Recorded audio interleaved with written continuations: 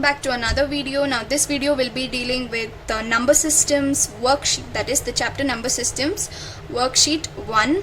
Now the scenario is each of my chapter will have 2 worksheets with 5 questions each and 2 to 3 sub questions each, right? So for my exercises and examples and basics, check my videos. I have uploaded them all. So for the second worksheet, please stay tuned. These questions will help you big time because these are not from NCERT. This will help you fasten your calculations, and it's a practice for your examinations, UTs and CTs and midterms, whatever. Now I have the questions and left some space. I'll solve it in front of you. You guys grab a pen and a paper and solve it with me. It'll be fun. So yeah, without further ado, let's start. The first question is find 5 rational numbers between 3 by 5 and 2 by 3. Now since the bases are not same, let's make it same with the help of our LCM, which is simple. Just cross multiply and find out your LCM, which is 15 and 10 by 15. Now between these, as of now you cannot find out, so with an NCERT method I'll find out the 5 numbers between these. That is, multiply the numerator and denominator with the successor of number of numbers they've asked you to find out, which is 6, right? I hope you understood that. 10 by 15 into 6 by 6, which is, yeah, and this is 60 by 80. Now you guys can fill up, that is, there are 5 numbers, you can fill it up. Now we'll go to the next question, sub question. I hope that was simple. The next sub question is find out 5 numbers between 0 and 0.1. Now I will teach you a quick method to find out the 5 rational numbers between these two, not the 2 methods of NCERT. It might help you, you can use it. However, the method is consider x is 0 and y as the second number, which is 0.1, and n as the number of numbers you have to find out, right? After this, what you got to do is find a variable d whose formula is y minus x divided by n plus 1. Now substitute and find out the variable d. 0.1 minus 0 divided by n, which is 5 plus 1. Now this is 0.1 divided by 6. This is d. Now I'll tell you why I asked you to find out this variable. The numbers, you can find it out easily. It's nothing. Now just multiply 1 with d and add it to x. That is, add d once to x, that is your first number, add d twice to x, that is your second number, add d thrice to x, that is your third number, add d 4 times, that is your fourth number, and add d 5 times, which is your fifth number. Now all you have to do is substitute, right? Now x is 0 plus d is 0.1 by 6, that's the first number. Again x is 0, 2 into 0.1 by 6 is 0.2 by 6, right? And 0 plus 3 into 0.3 divided by 6, right? You can simplify that later though. 0.4 by 6, 0.5 by 6, right? 0.1. So these are the 5 numbers. Now 0 plus doesn't mean anything though, so you can just write it down like this, right?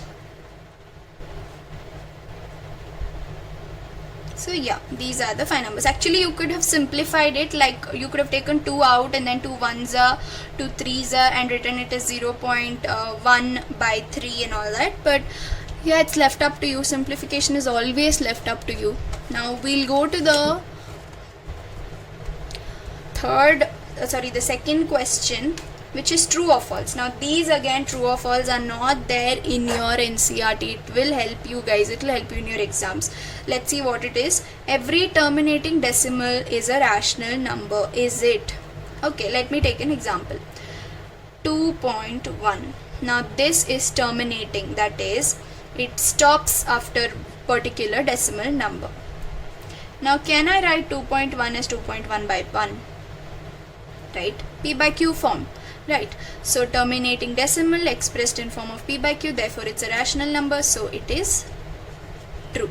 Okay, next, 0 is a rational number. 0 by 1, it can be expressed as P by Q form. Right, so yes, it is a rational number. We'll move on to the third question. Express the following decimals as fractions in simplest form. So again, this concept I've taught you, go check it out in my previous videos. The first sub question is 1.4 bar. Right, now the first step is to consider x is 1.444 and so on. Right, the second step is how many numbers do you have after decimal point, which is recurring. Only one type of number is repeating, so you'll have to multiply 1 followed by 1 0 on both left hand side and right hand side. Why is it 10? Because there's only one type of number repeating after the decimal point, so it is 1 followed by a single 0. If it is two types of number recurring, it will be 1 followed by 2 zeros on both left hand side and right hand side. Right, now this will be 14.444. right, now we'll have to split this number such that we use x again. How do I split it? 13 plus 1.444. Now add these two and you will get this back. Right, so in that manner you have to split it such that I can substitute x here, because 1.444 is x, right? So 10x is equal to 13 plus x. Now you can simplify this, that is x goes on to your left hand side. 10 minus x, 10x minus 1x is 9x is equal to 13, and value of x is 13 by 9. I hope that was simple. We'll move to the next sub question, which is this. Again, express the following decimals as fractions in simplest form. Okay, now again this is also the same manner. I'll tell you how. Consider x as 3.1414 first. The second is, now after the decimal point you have two types of number recurring, so you'll have to multiply 1 followed by 2 zeros, that is 100, on both LHS and RHS. Right, now this will be, move it towards the right. Okay, that is 314.1414. that is 2 decimal points towards your right, because you have 2 zeros, right? That's common sense. So after this you will have to split this in such a manner that you can use x here to simplify it. How do you do it? 311 plus 3.1414. You have to use your mind here, you guys. You have to understand how to split it. It's very important, right? There are high chances of you going wrong here. Please understand. Add it. Normally you add it and do some hit and trial method and find it out. It's simple common sense here. So when you add 311 plus 3.1414, you get back 314.14. Now substitute x here. Bring x onto your left hand side, subtract it, you get 99x is equal to 311, and x is 311 by 99. So that's the value of x. So yeah, the fourth question is classify the following as rational and irrational numbers. These are again not in your NCERT. Let's look at them. Now root 196. Now most of the root questions which they give you are going to be irrational, but still if you can convert them into the whole numbers, that is the simplest form, and it is not in a fraction or a decimal and it's terminating, then please consider it as rational. Okay, now look at this. This is 196. 196 is nothing but 14 square, right?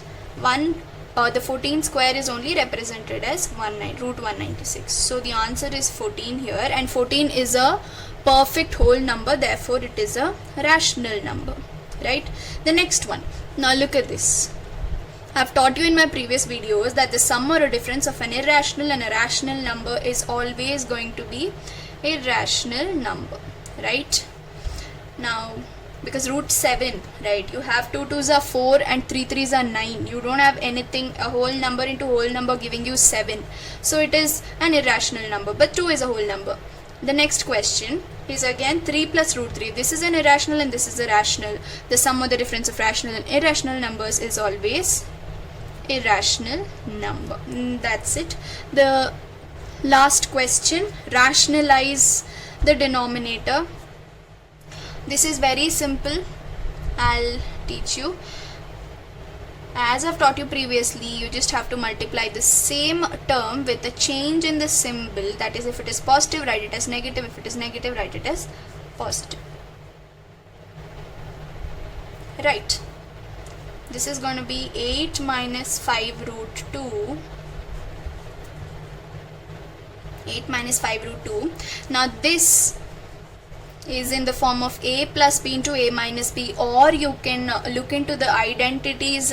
Identities are not applicable because you have a number before the root, and identities are meant for only whole number and roots, right? But still, even if you apply them, you will get answer.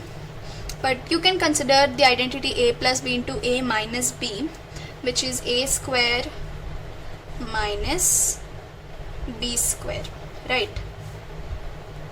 Which is 8 8s are 64 and 5 5s is 25 into root 2 the whole square. Your square and the root gets cancelled, because of which only 2 is remaining, and your answer is 64 minus 50, which is 8 minus 5 root 2 divided by 14, right? That was simple. Now we will move to the last question of the worksheet, which is locate root 8.47 on number line. Now I won't draw the number line by marking it 1 2 3. Okay, you guys go ahead with it, and actually that's not required also. All you have to do is, I'll tell you step by step. Okay, draw a number line of 8.47 units or centimeters. Units on your scale, basically 8.47. okay, now take 1 unit more than that, that is 1 centimeter more than that.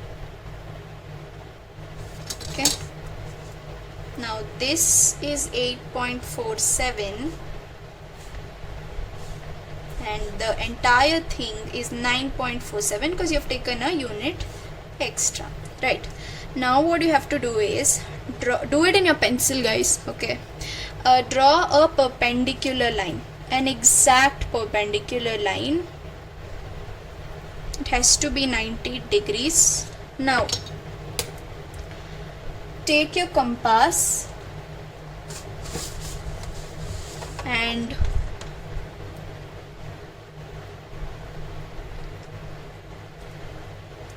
take half of your 9.47, which is 4.5 point something, that is around here, right? Now take your compass and draw an arc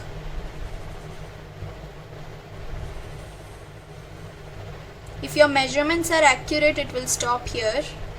Okay, your measurements has to be accurate.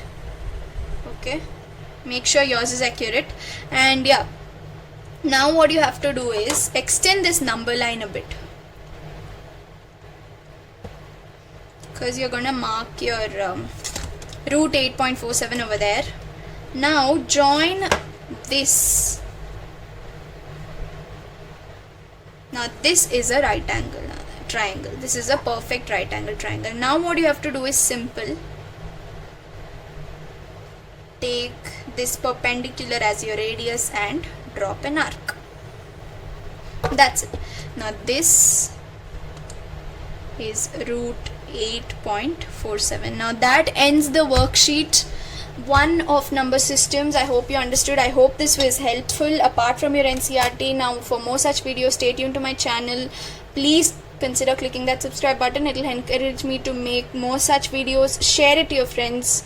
And yeah, that's that. Bye for now. I'm Diksha signing off.